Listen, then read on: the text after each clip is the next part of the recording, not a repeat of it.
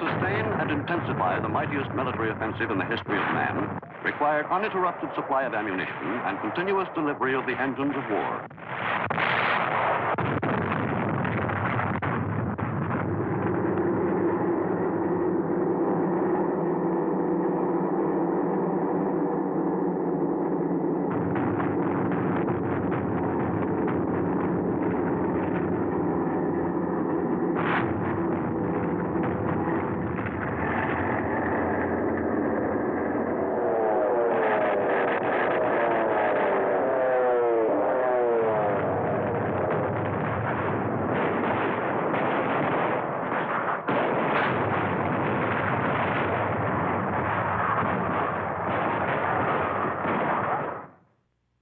The delivery of the tools of war and the countless necessities of a great army was the job of the services of supply.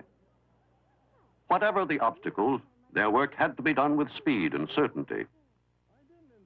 But even the miraculously fast job the supply service was performing in Western Europe was not always fast enough.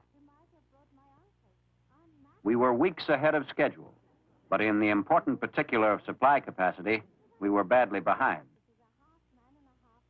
The roads, depots, and base installations required for the maintenance of continuous forward movement were still far to the rear of the front lines. In addition, the Allies' port facilities on the French coast were extremely limited during the first months following the invasion.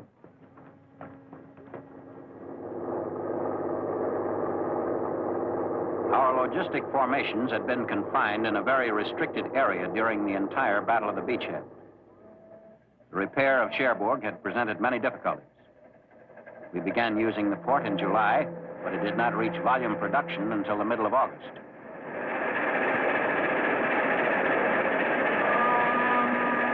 But the difficulties of supply, once our columns began their forward race, was a problem that required effective solution if we were to gain our full battle profit.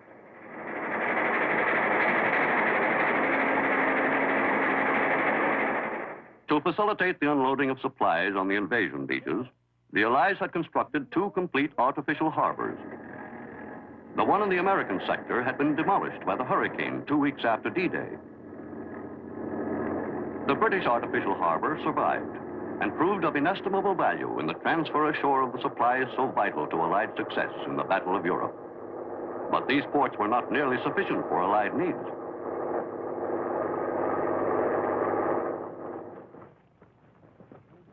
These meager facilities could not support us indefinitely, and there was bound to be a line somewhere in the direction of Germany where we would be halted, if not by the action of the enemy, then because our supply lines had been strained to their elastic limit. One of the most vitally needed staples was oil. To keep a steady stream of that precious fluid pouring into France, a series of pipelines was laid between England and France, spanning the channel. The flexible pipe, wound on drums for the first time, was deposited along the floor of the channel in a unique supply job called Operation Pluto. In all, 20 of these Pluto lines were laid, linking Great Britain and the French coast in the months after D-Day. Each drum carried as much as 70 miles of pipe, and when fully wound, weighed more than 1,500 tons, equal to the weight of a destroyer.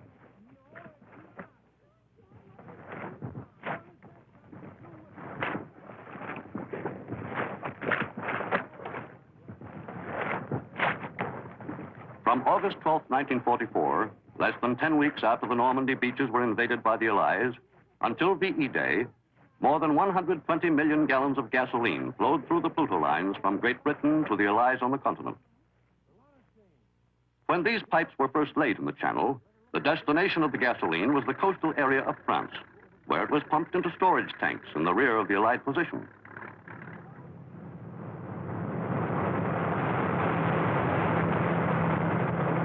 The lifeblood of the Allied military organism was now ready for distribution to key sections of the front. Regardless, however, of the extraordinary efforts of the supply system, this remained our most acute difficulty. All along the front, the cry was for more gasoline. Every one of our spearheads could have gone farther and faster than they actually did. Nevertheless, we had to supply each force for its basic missions and for basic missions only. Getting the all-important supplies to the French coast was only half the problem. Delivering the goods to the men at the front was the toughest part of the job. The services of supply installed systems of truck transport by taking over main road routes in France and using most of these for one-way traffic. These were called red ball highways, on which trucks kept running continuously. Every vehicle ran at least 20 hours a day. Relief drivers were scraped up from every unit that could provide them, and the vehicles themselves were allowed to halt only for necessary loading, unloading, and servicing.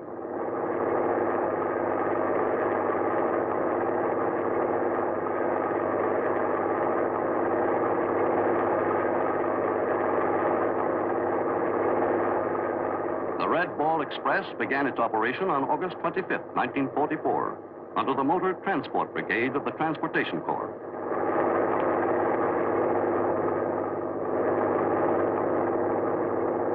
Its route was quickly extended and finally covered 700 miles, the longest one-way traffic artery in the world. Since the Red Ball Express operated 24 hours each day, most of the drivers served the same kind of continuous duty that the combat troops saw in the lines.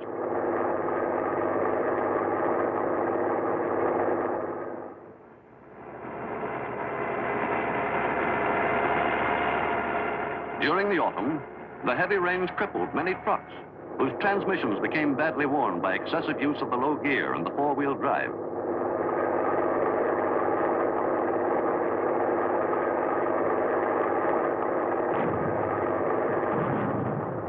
Experience had demonstrated that each of our reinforced divisions in active operation consumed about 600 to 700 tons of supplies per day. Our maintenance arrangements had to provide for the arrival of these amounts daily.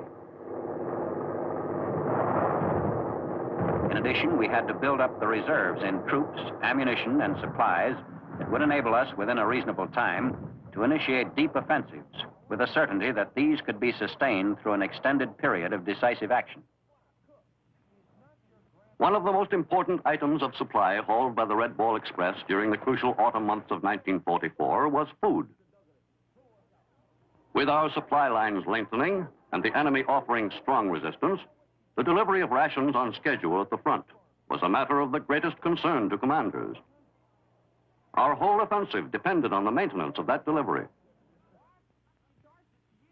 As Allied forces penetrated farther and farther eastward in Europe, the transportation of that other vital commodity, oil, to the forward areas became an even greater problem.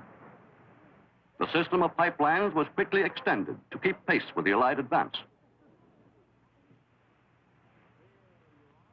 5 pipelines were built on the continent to carry gasoline, oil, and lubricants to Allied forces at the front.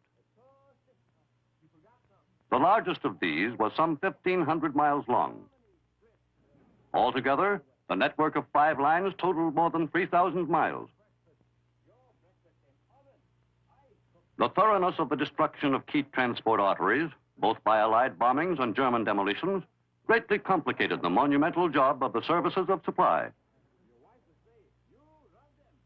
Allied engineers were faced with the task of restoring nearly 5,000 miles of double railway track, 2,000 miles of single track.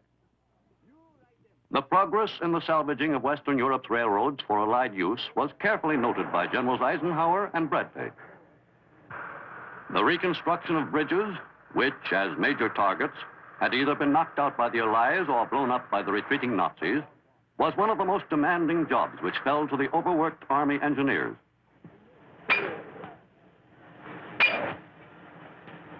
New portable Bailey bridges were erected with great speed by the Allies at many points, and pre-war bridges which had been damaged were hastily repaired.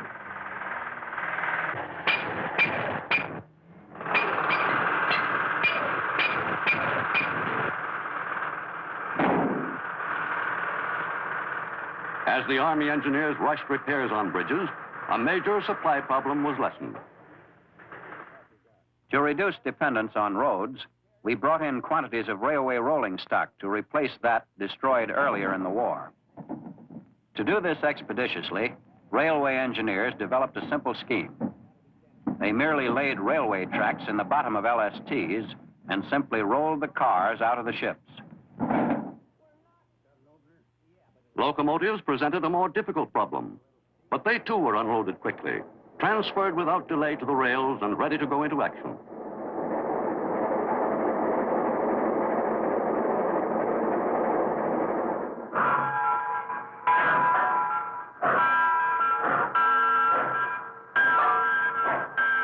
With the pressure from the front for additional supplies increasing, every available train was pressed into service at once. In the forward areas, the priority supplies were prepared for distribution to troop units.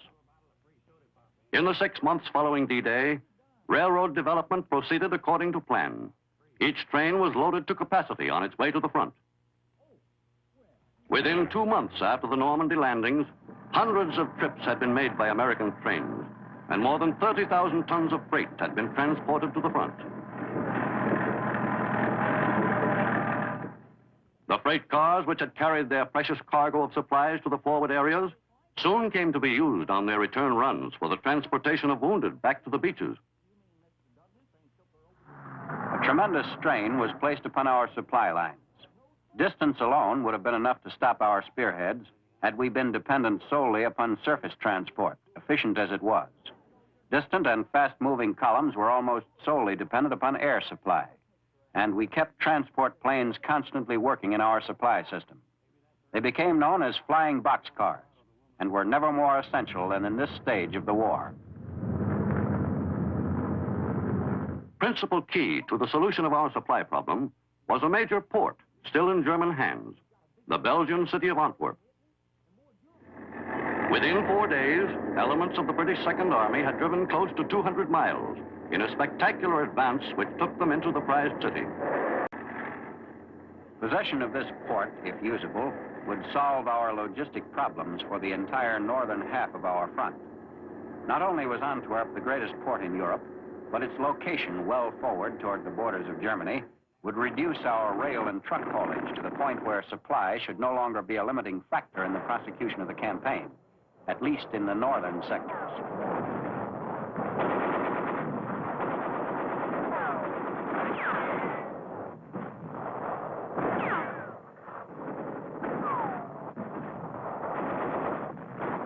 On September 4th, Montgomery's armies entered Antwerp, and we were electrified to learn that the Germans had been so rapidly hustled out of the place that they had had no time to execute extensive demolitions. Antwerp is an inland port connected with the sea by the great Scheldt estuary.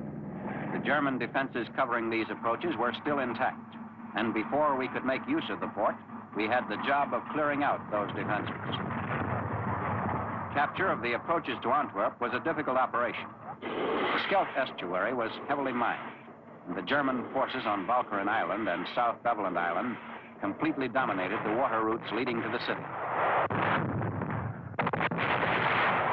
The battle for Walcheren Island raged on for 8 days. The amphibious assault against Walcheren was carried out against some of the strongest local resistance we met at any coastline during the European operation. Final German resistance on the island was eliminated by November 9th. Following this spectacular and gratifying operation, Antwerp quickly became the northern bulwark of our entire logistical system. The first Allied ships arrived in Antwerp, ready to unload on November 26th. The supply problem in the Allied northern area was considerably brighter. The results of the seizure of Antwerp were felt along the entire front.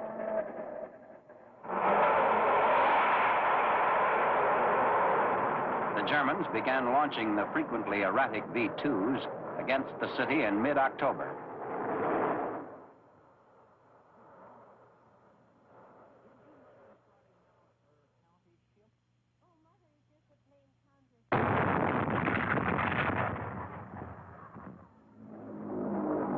Even more frightening, though less devastating, were the older V-1 rocket bombs. The Nazis were fully aware of the importance to the Allies of the key port city and continued their crippling rocket bomb attacks throughout the winter. Numbers of civilians and soldiers were killed, and communications and supply work were often interrupted, although usually only for brief periods. The civilian population of Antwerp sustained these attacks unflinchingly.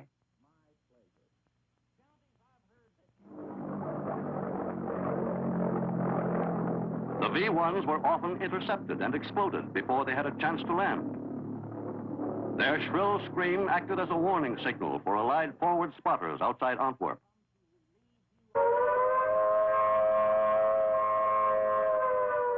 Defensive measures against the V-1 soon attained a very high degree of efficiency. But even so, the threat of their arrival was always present at all hours of the day and night and in all kinds of weather. Radar was used to great advantage.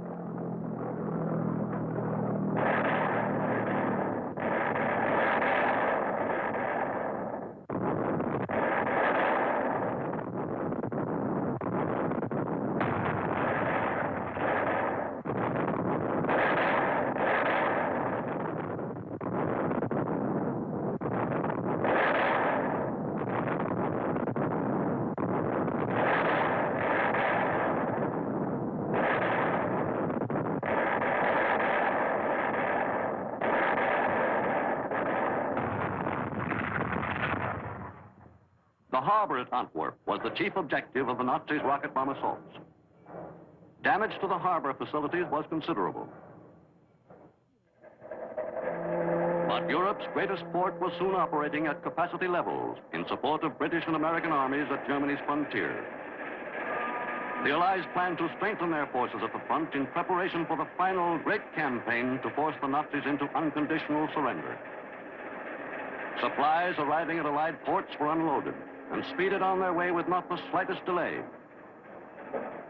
All the men who contributed to the swift movement of these essential supplies to the battle line worked around the clock. The Allies were rolling in high gear on the road to Berlin. The battle of supply, though not yet won, was fast turning into another outstanding Allied victory.